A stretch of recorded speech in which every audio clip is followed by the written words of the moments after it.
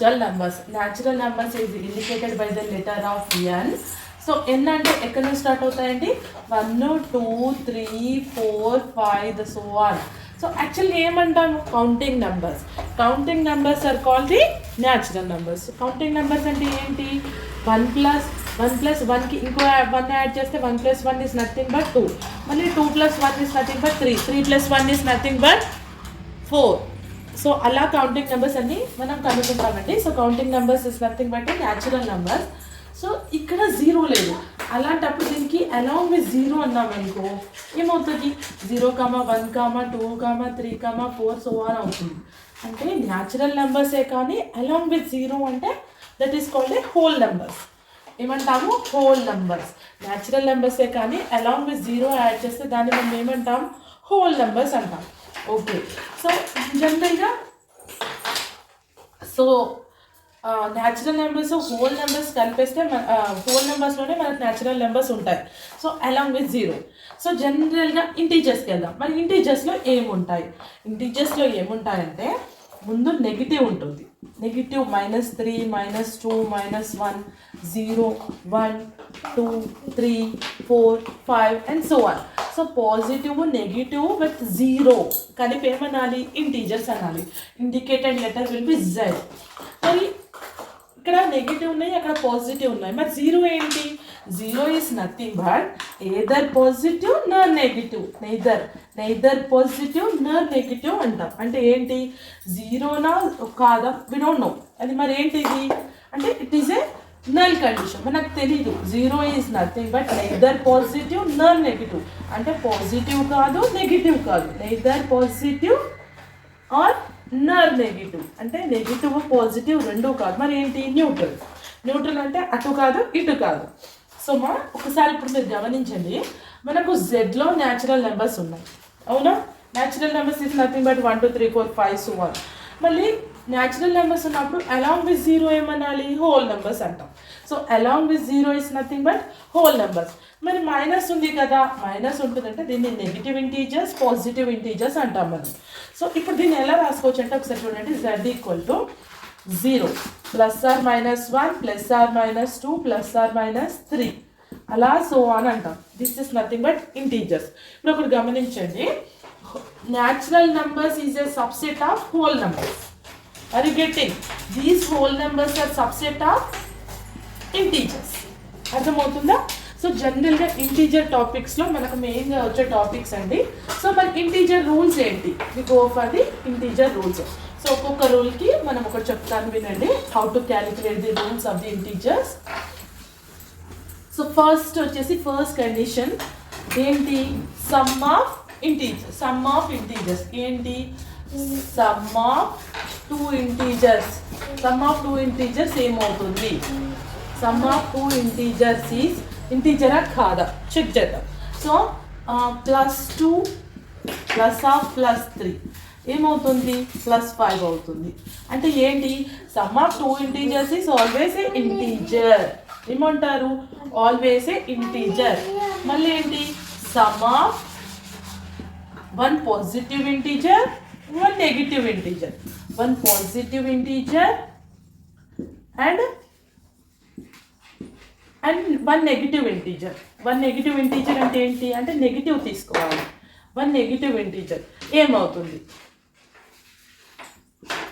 Check చేద్దామా? So positive integer అంటే +2 అని తీసుకోండి. సమ్ అన్నాడు కదా ప్లస్. సో మళ్ళీ నెగిటివ్ ఇంటీజర్స్ ఏంటి? -3 తీసుకుందాం. సో 2 + -3 ఏమవుతుంది? -1 అవుతుంది, ఎందుకంటే ఇక్కడ 3 బిగ్ నెంబర్ కదా. అలాగే రివర్స్ తీసుకుందాం, -3 +2 ఏమవుతుంది? -1 అవుతుంది. అర్థమవుతుందా? Product of two integers is always a integer, positive integer. అంటే ఏంటి? 2 + 3 is nothing but +5. Sum of one positive integer and one negative integer is what? Negative integer. ఏంటి ఆన్సర్? Is negative integer. మరి product ఏమవుతుంది? We have to check. ఒకసారి చూద్దాము లాస్లో products ఏమవుతాయి అనేది.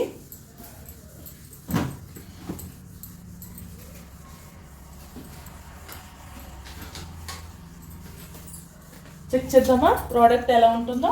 So first product of two positive integers, product of two positive integers అంటే ఏంటి అంటే ఇంటీజర్స్ మొత్తం పాజిటివ్గా తీసుకోవాలి. అంటే ఏంటి +2 ఇంటూ +5 ఎంత 10 అంటే ఆల్వేస్ ఈజ్ పాజిటివ్.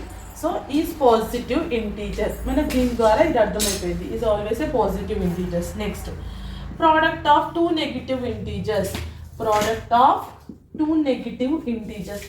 నెగిటివ్ అంటే తెలుసు కదా మనకు, నెగిటివ్ ఇంటీజర్స్ అంటే మైనస్తో పాటు తీసుకోవాలి. అంటే ఏంటి -2 ఇంటూ -5 దట్ ఈక్వల్ టు ఏంటి మైనస్ ఇంటూ మైనస్ ప్లస్ 2 5 10 అంటే ఏంటి అన్నాడు. దీని ద్వారా మనకి ఏమర్థమైంది, product of two negative integers is always positive, is always positive integer. మీకు ఇది అర్థమైందా ఎలా వచ్చిందో? సో ఇలా క్యాలిక్యులేట్ చేయాలి ఏదైనా ఒక ఈక్వేషన్ ఇచ్చినప్పుడు. మరి ఇంకో క్వశ్చన్, ఒక product of 1 positive and negative integers ఉంటే ఎలా, product of 1 positive 1 negative and 1 negative ఉంటే ఎలా ప్రోడక్ట్ చేయాలి ఒకసారి చూడండి. +2 ఇంటూ -5 ఎలా క్యాలిక్యులేట్ చేస్తాం, ప్లస్ ఇంటూ మైనస్ మైనస్ 5 2 10 అంటే -10 is always A negative integer, is always A negative integer. So ఇలాంటి క్యాలిక్యులేట్ చేసే విధానం చాలా ఈజీగా ఉంది కదా.